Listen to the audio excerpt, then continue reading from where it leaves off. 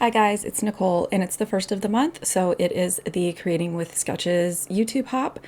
Myself and everybody listed below in the description is playing along this month. We are doing the Creating with Sketches ebook bundle slash class that is designed by Allison Davis over at Scrapbook Generation.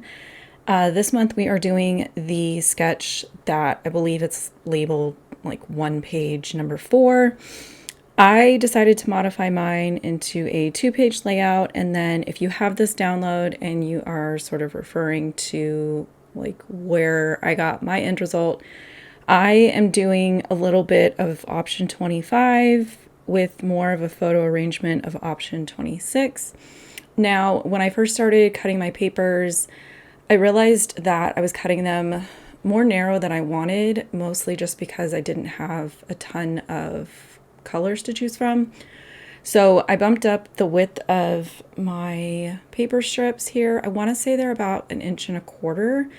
And basically I just kind of wanted to have almost mimicking like an ombre from one side to the other. So I've got like a dark blue into a light blue into an aqua into things that to me read as white, which I talked about this in last month's video. My project for March and for April with this hop, I stayed with the same event. It was easier to me to kind of keep the same supplies out. And due to the size of the event and the photos that I had, it just kind of made sense to modify both of them into double page layouts. So whereas last month it was sort of like all the photos of like eating and playing and waiting for it to get dark to do fireworks, when it gets closer to like golden hour is when I kind of gather anybody that wants like a family photo, and I take a family photo of everybody, and those tend to be like my favorite part of this like tradition that we have going. And we'll get to that after I do a ton of stitching. Now, I thought I was being smart by kind of mapping out where I thought my photo blocks were going to be. So here you can see I've only stitched like above and below. I didn't go through the middle. However, it didn't dawn on me that my photos were not going to go all the way to the edge of the like outermost strips. So I'm going to have to go back towards the end of the layout and just kind of do a little strip of stitches to fill that in. I didn't want to fill it in with like embellishments or anything like that. And I really didn't want to leave it open because it was just kind of noticeable to me. So here's all those photos that I was talking about. Like I said, I tend to wait till like the sun's gone down, the light's really pretty, and I just kind of start finding different families and gathering everybody up. And then I do make sure to tell my crew that yes, we will be taking a photo, please smile, and we only have to do it once. So basically I'm going to line everything up. It's pretty close to, like I said, option 26 in the PDF for like my photos. And then the one horizontal photo that I have, I think I changed the sizing on it, but I do typically try to gather everybody that is from my husband's department at work. And I try to get them all together, and it's just kind of fun to see like the progression through the years. It was probably halfway through editing this video when it kind of dawned on me that I probably should have done like a mini album for this type of event, because then it's something that I could pull out and kind of put out every year so that everybody could, flip through previous years and kind of watch the kids grow older, watch new people come in, people retire. Too late at this point. It is kind of in the back of my mind that maybe I'll go through at a later time. Maybe if like a new 4th of July or patriotic collection comes out and I'm kind of itching to buy it, but I have no reason to because I have tons of patriotic product, that kind of might be the like push over the edge to not necessarily redo, but scrap these again, but in like a mini album format, and then I can kind of put it out with everything, so if anybody wants to flip through it, they can. So yeah, this was kind of the point where I realized that my carefully made pencil marks to delineate where the photos were going to be, I need to go back and stitch those open areas. But for now, I'm going to try to figure out embellishing. As far as embellishing, I kind of completely ignored the suggestions that was on the sketch. It kind of had stuff in my preferred embellishing way of doing things, like tone on tone on these strips of paper. I didn't want to cut out a bunch of stars at this point. I've done all this stitching and I'm kind of just itching to be done.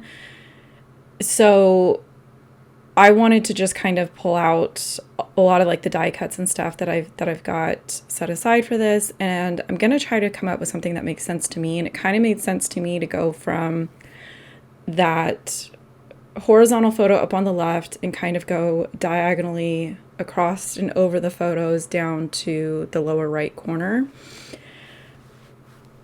You guys, I have to tell you, I think I hate embellishing at this point. It's not something that comes naturally to me, and I know you guys will disagree with me. It's it's not my favorite part of the process. I feel like I'm constantly trying things out, basically. Like, you've seen me pull many things and try them, instantly don't like them. I cut out a lot of that part of the video. I think I eventually just turned off my camera and basically just kind of played around. Eventually, I was happier switching the title down here into the lower right. I will say that when I do big like clusters / like little mini scenes, I like to have things like my title touching a lot of things. You can see that it's barely touching my photos. The two separate pieces are barely touching each other. They're touching a small star. They're going to touch a little bit of this bike, which, if you know me, gold star that I used a bike on a layout. I feel like bikes and chairs belong together. I don't enjoy them. To me, there should be somebody on a bike in these photos, but in this instance, it was like I needed kind of like a left-facing large element, and that fit the bill, and it was red in color, which was kind of what I was looking for. So I feel like I get like tongue-tied every time I try to explain like my embellishing reasons. Sometimes I know in my head exactly what I want something to look like at the end. These instances where all I know is that I need to embellish is when I'm just kind of in the weeds. It's not a fun process, but I want to be done.